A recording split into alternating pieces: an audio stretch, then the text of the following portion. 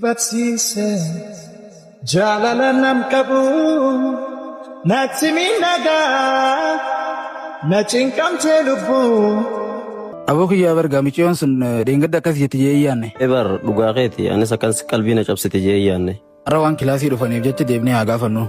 Kaakas taanaan nu yaase. Saahiba kiyya bar dubbiin deengadda san hedduu garaana nyaatte. Anis waan dhimma sanii dhaga'e akkam goote isaa? Dhimma sanii ittumaan jira garuu mucaa saniin ifirraa shakke malee. Tana taanaan an saayimni keessa bira jiraa miti? Kiyya ati bara qoosaa kana guddattaa qo. Akka amma isaatiin geessee jirti nu yaasi.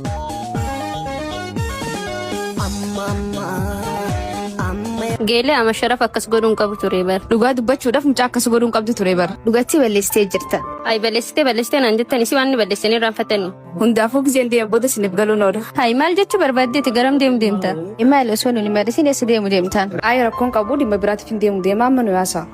Amma yoonaa anjiroota goota tamarraa sinna miidhee sinna moo'ee. Kembe kumalegi yomasino so dogansi jala dagdu sindisu